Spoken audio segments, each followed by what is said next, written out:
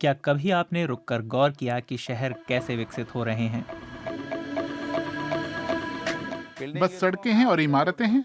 ये हैं कॉन्ट्रैक्टर लोगों, जो मशहूर हैं ग्रीन इमारतें बनाने के लिए।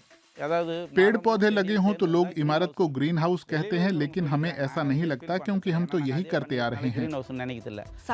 सस्टेनेबिलिटी बड़ी सामान्य सी बात है। 2 बार सोचिए, क्या हमें इसकी जरूरत है? बात पेन खरीदने की हो या फिर एक वर्ग फुट जमीन पर निर्माण की। राम्या आर्किटेक्ट हैं। उनकी टीम सुहासिनी के साथ काम करती है। सुहासिनी पुडुचेरी के ऑरोविल में एक शहरी रिहायशी प्रोजेक्ट से जुड़ी आर्किटेक्ट और अर्बन प्लानर हैं।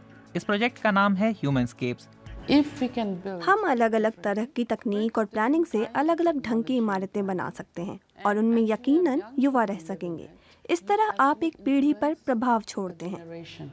यही है ह्यूमनस्केप्स, एक ज्यादा टिकाऊ भारत के निर्माण के लिए बदलाव कैसे लाएं।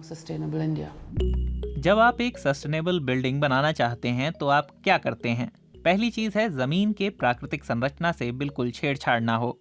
जब पानी की बूंद यहाँ गिरती है, वो कहाँ जाती है, कहाँ जाकर खत्म होती है। निहायत ही लंबी भूगर्भीय अवधि के दौरान पानी ने ये लैंडस्केप उकेरा है और आप इसमें खलल डालते हैं तो वही होता है जो हर साल चेन्नई में मानसून के दौरान होता है।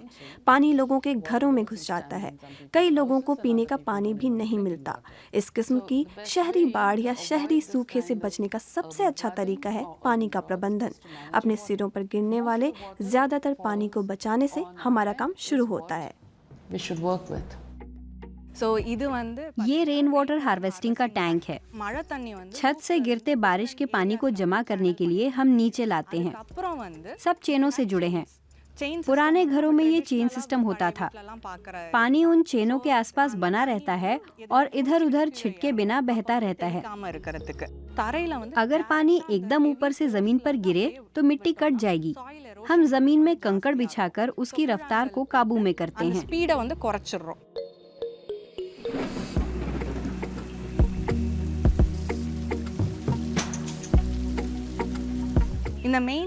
मेन एरिया में सीमेंट के ब्लॉकों के बीच ईंटें रखी गई हैं, जिनसे बारिश का पानी रिसता हुआ बहता है।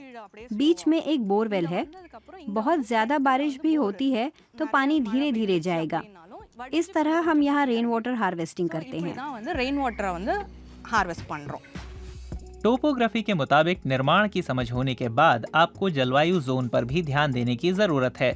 जैसे कि ह्यूमनस्केप्स ऐसे जोन में बनाया गया है जहाँ की मुख्य समस्या है गर्मी और उमस। ये दोनों एक साथ जहाँ हैं वहाँ लोगों को पसीना आना लाजमी है। इस वजह से पंखों और एयर कंडीशनर पर निर्भरता बढ़ जाती है और इस नाते बिजली पर भी। इसे कम करने के लिए इन आर्किटेक्टों ने हर घर में क्रॉस वेंटिलेशन पर ध्यान दिया है। हमने चेक किया कि हवा का झोंका उत्तर दक्षिण दिशा से आता है, इसलिए इमारतों में तमाम खिड़कियां दरवाजे इस दिशा की ओर हैं। हमारी अगली समस्या है गर्मी। हमने धूप का चढ़ना उतरना नोट किया। दिन के किस समय इमारत के किस हिस्से पर धूप गिरती है और वैसी जगहों को धूप की मार से बचाने के लिए आप इमारत के भीतर क्या रखते हैं।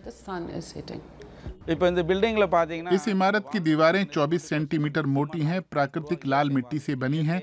मिट्टी वाली दीवार गर्मी को अंदर नहीं आने देती। जब ये 4-5 सेंटीमीटर घुस भी जाती है तब तक सूरज ढल जाता है, लिहाजा मकान बिल्कुल नहीं तपता। धूप, हवा और इमारत के कोण के बीच इमारत के भीतर काम की कौन सी चीजें बनानी या रखनी है, इस पर भी हम काम करते हैं और ये सब करने के बाद हासिल होता है आराम। शहरों को विकसित करने में अगर इन दो अवधारणाओं को लागू करें तो भी हम सस्टेनेबिलिटी के शुरुआती चरण में ही हैं। इमारतों और शहरों के निर्माण में हमें याद रखना चाहिए कि निर्माण उद्योग ऊर्जा में सबसे ज्यादा योगदान करने वाले सेक्टरों में से है। 2020 में वैश्विक ऊर्जा खपत का 36% हिस्सा इस सेक्टर को गया और ऊर्जा आधारित CO2 उत्सर्जन का 37% हिस्सा भी इसी सेक्टर का था। निर्माण सामग्री इसमें बड़ा बदलाव ला सकती है। हमें बहुत थोड़े से कार्बन फुटप्रिंट वाली निर्माण सामग्रियां चाहिए। देखना होगा कि हमें किस चीज में कटौती करनी है और किस से परहेज करना है। मिसाल के लिए कंक्रीट के बजाय सीलिंग पर वॉल्ट का ढांचा इस्तेमाल किया गया। 2 बीमों के बीच में ईंटें रखे होने से घुमावदार सतह बन जाती है। इन ईंटों के साथ स्टील, सीमेंट या प्लास्टर की जरूरत नहीं होती।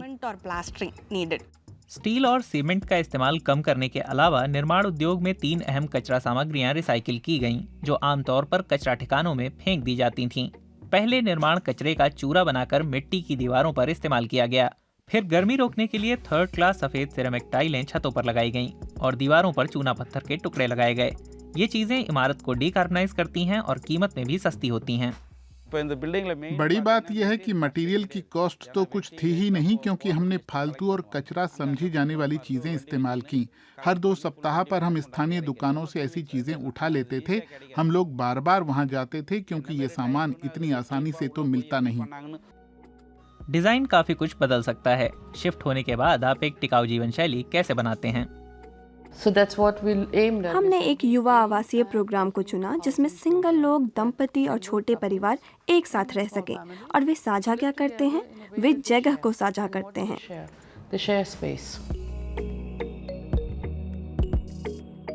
ये आरामदायक है। मेरे लिए तो यहाँ बड़ा ही आराम है। मैं फरवरी में आ गई थी, तब से अकेलापन नहीं महसूस हुआ, क्योंकि बात करने के लिए यहाँ काफी लोग हैं। जब डिनर नहीं बनाती हूँ तो वही लोग बना कर दे देते हैं। मुझे इस साझेदारी में बड़ा ही मजा आता है।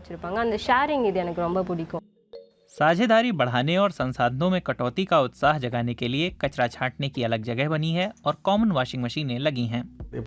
वॉशिंग मशीन खरीदने, बिजली पानी का खर्चा बढ़ाने के बजाय हमारे पास यहाँ कॉमन मशीनें रखी हैं।